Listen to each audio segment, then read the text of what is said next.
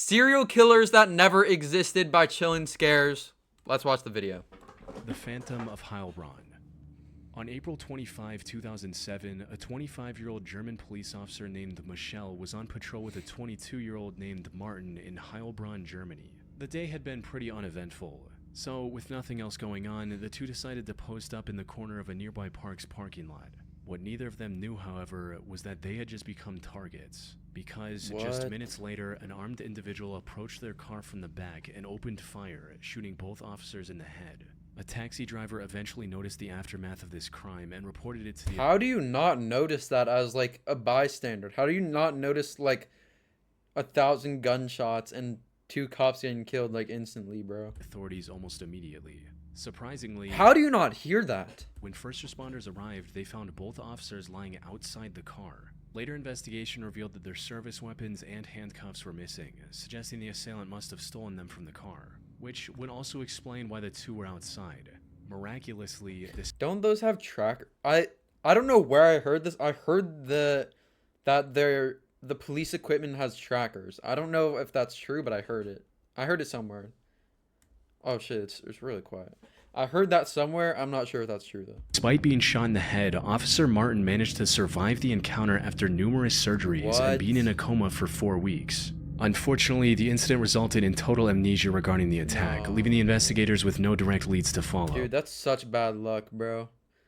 He survived and he didn't remember it. Oh my god. But just as they were about to lose hope, investigators discovered a DNA sample from the perpetrator on the patrol car's dashboard. However, what should have been the key to solving the case led to a massive rabbit hole instead. One that links this tragic incident to dozens of crimes dating back more than a decade. You see, while analyzing this DNA sample, the forensics team discovered that it matched perfectly with samples collected from various prior crimes. The first of which happened all the way back in May of 1993 when a 60— They still don't know who this guy is? That's so crazy. No way they have his... Don't they have, like, if you... What is it? If you're a multiple offender, they can track your DNA because they... What's it called? They already have your DNA in the database, but if they never caught this guy, they don't have his DNA. Like, they just have it, but they don't have anybody for it. A 2-year-old woman was strangled to death with a steel wire in her home in Germany. The second crime linked to the same perpetrator happened in March of 2001 when a 61-year-old met his end in a similar manner also in Germany. Apart from their age, another similarity between the two cases was that large sums of money were missing from both homes. Then, in October of the same year, a child accidentally stepped on a syringe used in combination with drugs while playing in a park. The DNA— No way there's no... like, any sort of surveillance to catch this perpetrator, bro. That's so insane. Also, a syringe in the park is crazy. Sample from this syringe also matched the 2 deadly incidents from earlier. And with further analysis What happened to that kid? of this sample, the investigators were able to build a rudimentary profile of the perpetrator, according to which the criminal was an Eastern European That is a terrifying photo. Holy shit. woman who— Dude, the other video we watched on this, it was definitely more scary because this is definitely new tech. But bro, that shit is terrifying. robbed the elderly to fuel her addiction. This connection became more concrete as investigators analyzed samples from hundreds of other unsolved crimes since 2001 and found Is that the person? matches from over 20 burglaries and thefts of cars and motorbikes. Some of these crimes even extended beyond Germany. And she just does it for fun. Bro, that's like another level of like... That's another level of like crime where you're just doing it to like feel shit. Like when a group of Vietnamese precious gemstone traders were attacked by a gang of robbers in France in 2004, as well as a burglary at an optometrist store in Upper Austria in March 2007. However, what made all of these cases— Dude, optometrist is low-key the move, bro. Glasses are so expensive, they're like $200, bro. If you get like a bunch of glasses, you could sell that for like 10K. Easy, bro. Smart idea. It'd probably be better to do like jewelry though. strange was that It's probably not worth it for 10K if you're robbing in place. aside from the DNA sample, the perpetrator left no clues at the scene. She wasn't caught on any CCTV cameras and there weren't any witnesses either, earning her the nickname of the woman without a face. They didn't catch her at all. That's so crazy. 4 men were even arrested for the robbery in France, but none of them gave any description of this woman either. So, despite linking all these incidents, the investigators were no closer to solving the case of Officer Michel. Unfortunately, the attack on officers Michelle and Martin was only the prelude to even worse crimes, something that became apparent in January 2008 when police discovered the remains of 3 men floating in a local body of water. 2 of the men had gunshot wounds to the head and the third had been strangled, which were the 2 methods used by the mysterious woman in previous incidents. These men had come to Germany to buy a used car and they were likely attacked and robbed after making the purchase. By this point, it was clear. The police in Germany, France, and Austria were dealing with an elusive serial killer and robber who is now being No way there's a serial killer killing this many people though. Dude, I think it's crazy. Like, back in the day, you could literally get away with murder. And, like, people wouldn't know. Because, like, they didn't have anything to track you. You just... It's like eyewitnesses. Like, I saw he had a mustache or something. Like, that's all they had back then. Like, now we have, like, cameras and shit. Like, there's no way you're getting away. Called it the Phantom of Heilbronn. Investigators in the 3 countries were working day and night to uncover her identity. Shockingly, even with the ongoing search, the Phantom stayed active. Her DNA was found at 7 different robbery locations over the next 3 months, as well as in the car of a 45-year-old named Diana after a mysterious death in a pool. In total, the Phantom's DNA linked her to over 40 robberies and thefts. 40? Oh my god, bro, that's insane. And 6 confirmed murders across 3 countries. Oh my How could someone be in so many different, completely unrelated places, commit so many crimes? Dude, that's all over the country. Like, I get Europe is smaller than the US, but that's literally all over the country. And leave behind no evidence besides her DNA. Yeah, and only DNA, like, because they can't track her either. That's so insane. Something was not adding up. Fortunately, all of these questions were finally answered in March 2009 when a man was arrested on a charge completely unrelated to any of the Phantom's cases. But when he was given a DNA test, it came back as a perfect match for the Phantom's DNA. Oh my god, so it wasn't a woman. Who was supposed to be a woman. This breakthrough allowed investigators to uncover the only logical reason why the Phantom's DNA was found on so many different crime scenes: contamination. Sure enough, when they ran DNA tests on some of the unused cotton swabs investigators used to gather samples, they had traces of her DNA as well. Following this lead, investigators Oh, so it wasn't him, it was 2 people. were able to track Was it 2 people or 1 person? I'm confused. down the source, a female worker at the factory where these swabs were packaged, who, after some digging, was cleared of all the crimes linked to her DNA. As it turned out, investigators had been using cotton swabs that were never meant to be used for forensic analysis. Damn, so they just had another person's DNA. So that's why, dude, this girl was actually, like, being accused of, like, 40 murders. First That's place. so crazy. And while this embarrassing revelation was somewhat amusing, it didn't change the fact that dozens of victims were denied justice while the police chased a phantom killer who never existed. So it wasn't him? That's weird. This is an 11-page report with a staggering amount of information that data brokers can collect about you and sell for a profit. An ad. There's an ad. Dude, Chilling Scares. This is a long ad. Holy shit. It's like 2 minutes. Paul was a 19-year-old college student. The Manchester Pusher. Sovik Paul was a 19-year-old college student from India. He traveled to the UK in 2012 to pursue an art degree at Manchester Metropolitan University, and it didn't take long for him to build a close circle of friends. He was with these friends when he visited the Warehouse Project nightclub on New Year's Eve of the same year. I feel like I've seen that place. Unfortunately, the group got separated at around 11 p.m. when one of the friends received a text from Sovik stating that he had been kicked out of the club. But when this friend tried to contact him back a few minutes later, Sovik did not respond. He also didn't return home that night, prompting his flatmate to file a missing person report around 5:30 a.m. Sovik was last seen standing outside the club for only a minute before walking away. Damn. Bro, imagine the last time anybody sees you is on a fucking one resolution camera that's in black and white, bro. That's actually so sad. But despite this CCTV footage giving a clue about the direction he went, Sovik was unfortunately nowhere to be found. The breakthrough in his search came on January 22nd when a team of divers discovered his body in the Bridgewater Canal near Old Trafford Stadium. After some more investigation, Sovik's death was ruled an accident.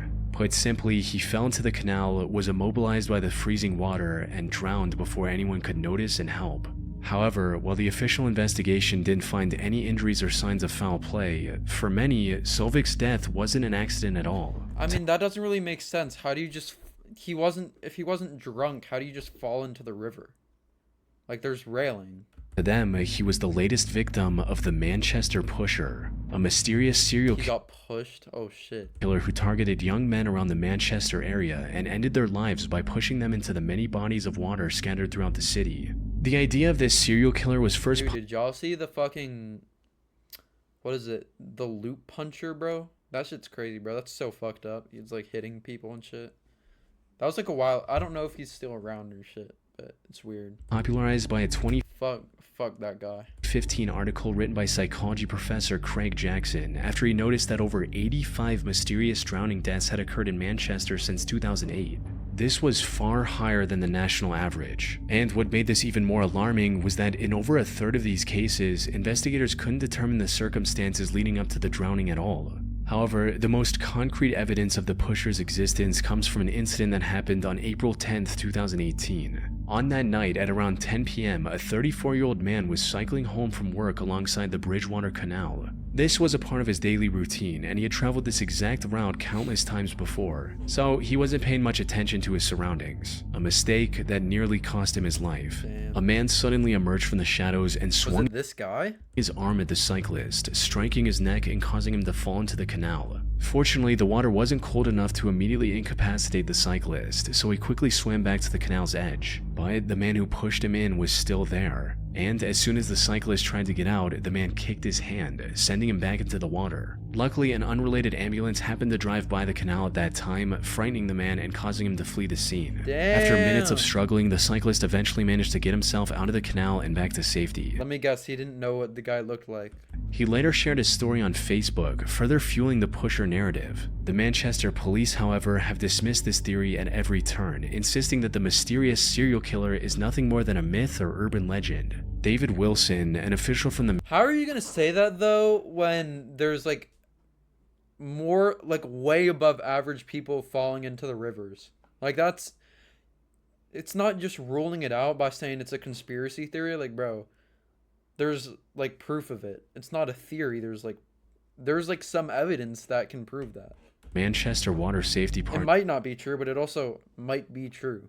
Partnership has even gone as far as to claim that a significant number of these deaths were likely alcohol related, where That intoxicated makes sense. That makes sense. They don't have edges. Okay, that kind of does make sense. I think they should put up some railing. Because they could be alcohol related. Just the first guy doesn't make any sense because he wasn't alcohol related. He wasn't allowed in the club.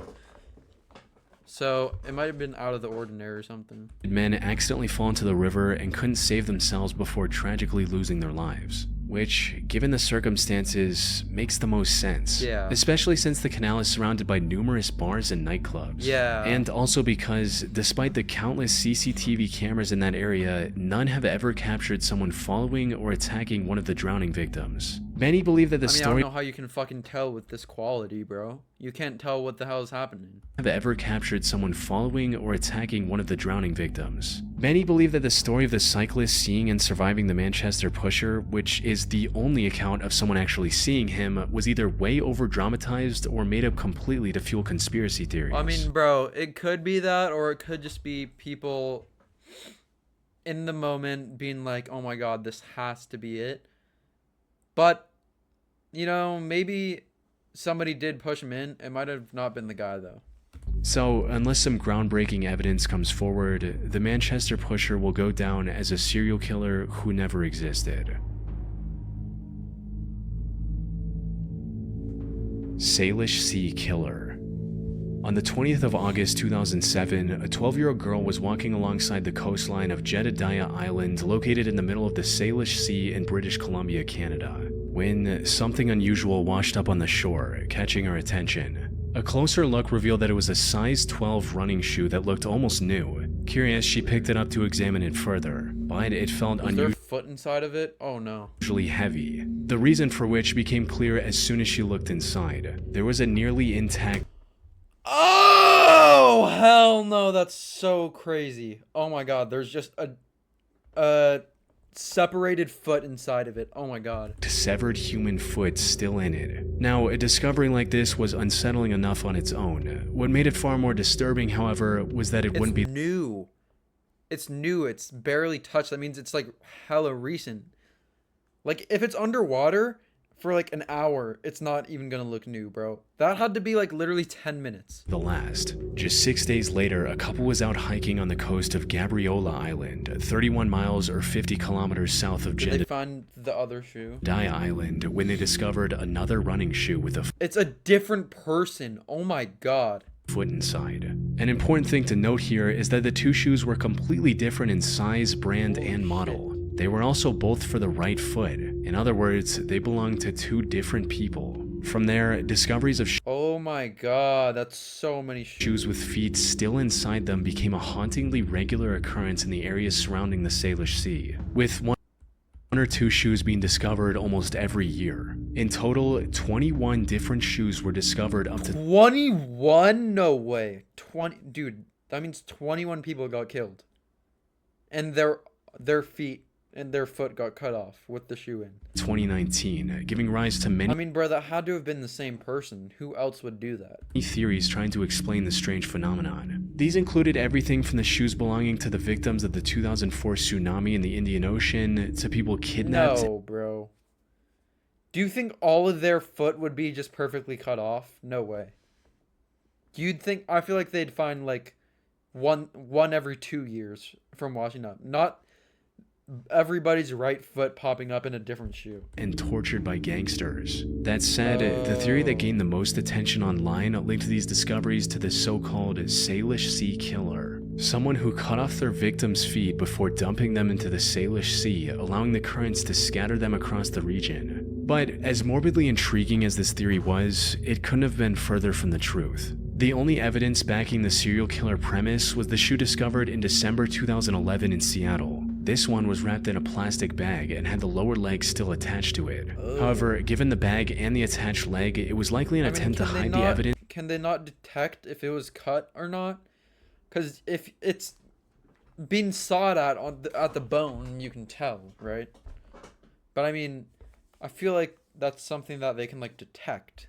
Of an unrelated With technology and shit. murder and had nothing to do with the other shoes discovered around the Salish Sea. More importantly, DNA testing on the discovered feet allowed investigators to uncover the true origins of the mysterious shoes. And what they Was it found like was a lot bears? more mundane, yet equally tragic. Put simply, the vast majority of the discovered feet belonged to people who fell into the Salish Sea and drowned, whether by How did their feet go off though? That doesn't make sense. accident or on purpose. One of the discovered remains even belonged to a fisherman who went missing all the way back in 1987. Damn. As for why the feet were severed from the rest of the body, the explanation is actually quite straightforward. Marine animals likely ate the remains of the deceased, while the Oh, shoes they kept didn't eat the shoe. the feet specifically protected. Once they were detached from the rest of the body, the buoyancy of the running shoes made it easier for the current Damn, that's so crazy. Yeah, that makes sense.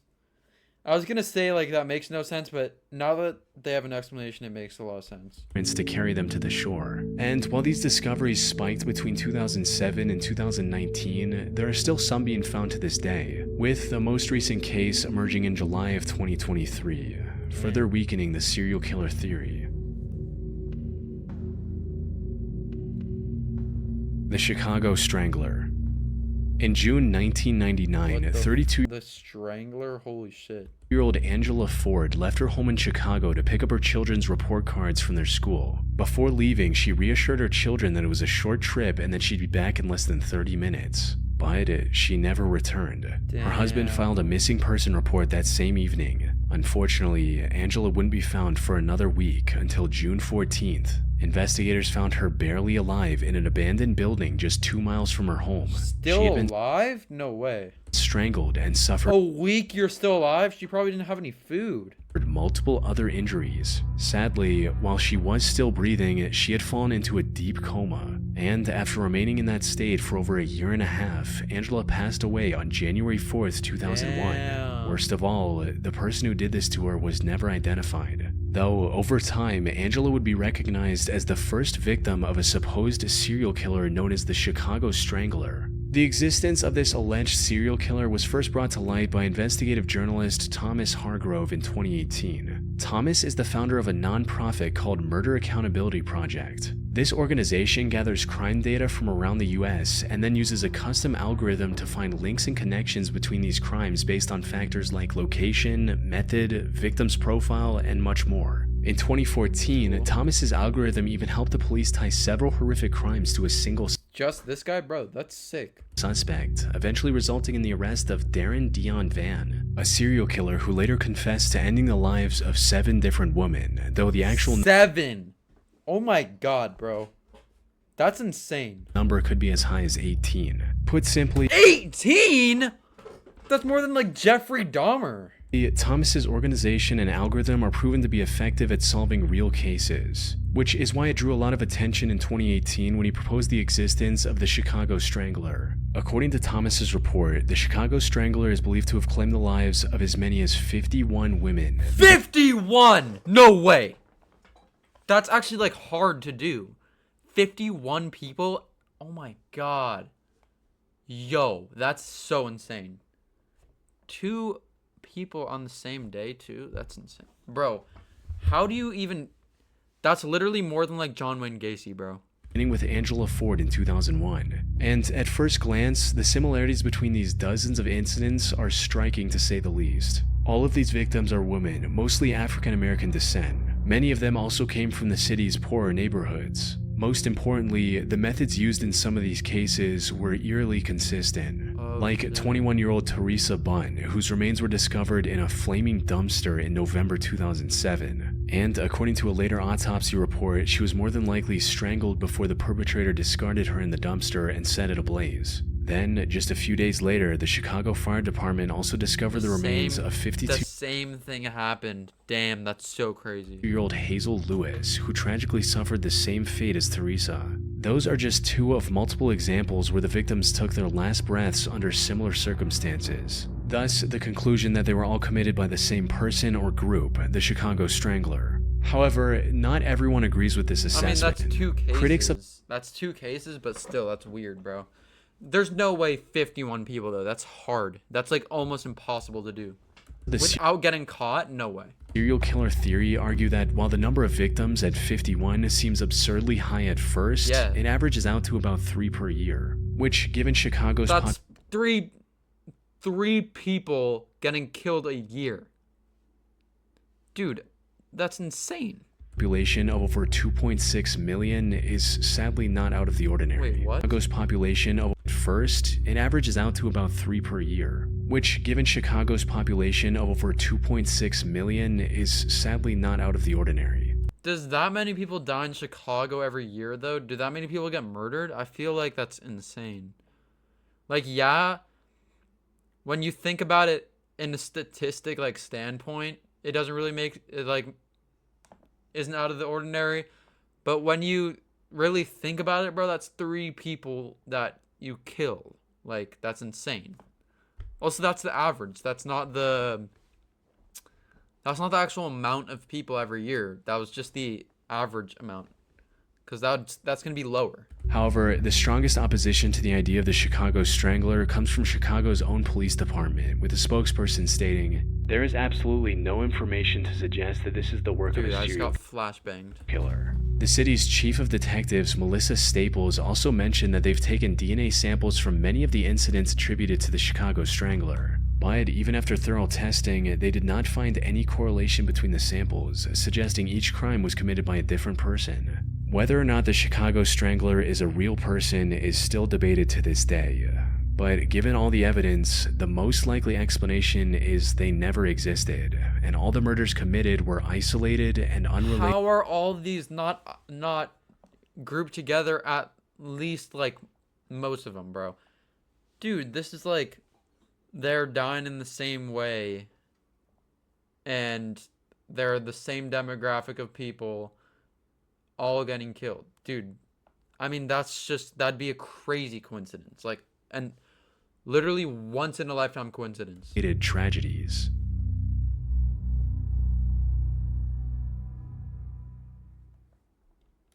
The Damn. Hey, W video.